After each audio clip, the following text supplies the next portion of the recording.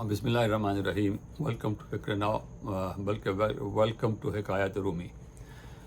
مولانا فرماتے ہیں کہ ایک شکاری شکار کے لیے نکلا اور کافی تگ و دو کے بعد ایک چھوٹی سی لیکن خوبصورت چڑیا اس کے ہاتھ لگ گئی۔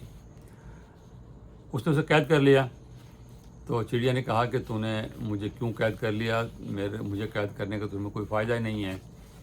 اور وہ کرتے کرتے وہ گھر لے آیا اور اس نے کہا دیکھو، اگر تم کوئی اچھا جانور پکڑتے جس میں کوئی تھوڑا گوشت ہوتا، جس میں کی قیمت بازار میں لگ سکتی، تو کوئی فائدہ تمہیں ہوتا۔ مجھے تمہیں کیا پکڑ کے کرنا ہے؟ نہ مجھ میں کوئی زیادہ گوشت ہے، نہ میری بازار میں قیمت لگے گی۔ تم نے کوئی گھاٹے کا سودا کیا ہے۔ میں تمہیں بتاتی ہوں کہ اگر تم مجھے آزاد کر دو تو میں تمہیں 3 باتیں بتاؤں گی جس سے تم دنیا میں نامور ہو جاؤ گے اور تمہاری زندگی بڑے عیش اور آرام سے گزرے گی۔ تو اس نے کہا ٹھیک ہے، کیا ہے؟ اس نے کہا پہلی بات تو میں تمہیں اس وقت کہوں گی جب تم مجھے اپنے ہاتھ پہ بٹھا دو گے پنجرے سے نکال کر۔ دوسری بات میں تب کہوں گی جب میں دیوار پر بیٹھ جاؤں گی جا کر، اور تیسری بات میں درخت کی شاخ پر بیٹھ کر کروں گی۔ خیر اس نے چڑیا کو آزاد کر دیا اور اس نے اپنے ہاتھ پہ بٹھا دیا اس کو۔ ہاتھ پہ بیٹھ کے اس نے کہا کہ دیکھو، جو بات ناممکن ہو اس کا یقین نہیں کرنا چاہیے، خواہ وہ کتنی ہی آپ کو قابل یقین لگے۔ اور دوسری بات یہ کہ جو گزر جائے، جو وقت گزر گیا اس پر نادم نہ ہوا کرو۔ اور یہ کہہ کر وہ درخت پر جا بیٹھی اور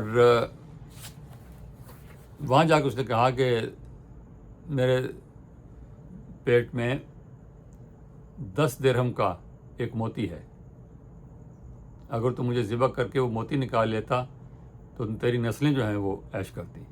تو نے مجھے آزاد کر کے بہت غلطی کی ہے۔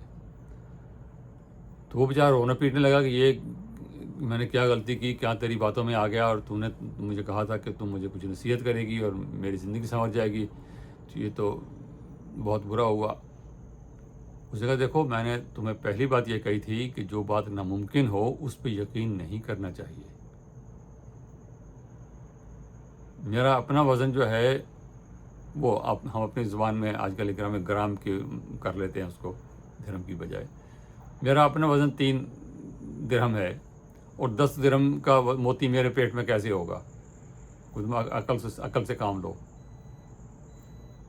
اور دوسری بات یہ کہ میں نے تمہیں کہا تھا کہ گزری بات پہ رونے دھونے کوئی فائدہ نہیں ہے، تو وہ تو میں تب آزاد ہوں، میں اڑ گیا ہوں، اب تم مجھے رونے دھونے سے کیا فائدہ اگر موتی ہو بھی میرا، وہ تو ہے نہیں۔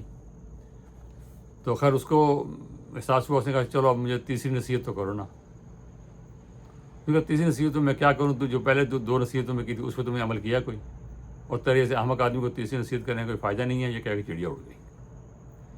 تو بات یہ ہے کہ ناممکن جو نظر آتا ہو اس کو ناممکن ہی سمجھنا چاہیے، خواہ کوئی بھی آپ کو کہہ رہا ہو۔ اور جو گزر گیا ہو زمانہ، جو بیت گیا ہو، وہ اس کو بیت جانے دیجیے، آگے کی فکر کیجیے۔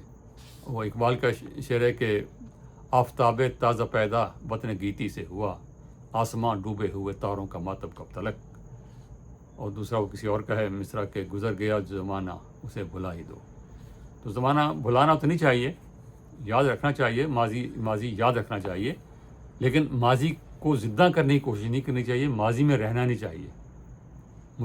حال میں رہو، مستقبل کا سوچو۔ شکریہ، خدا حافظ۔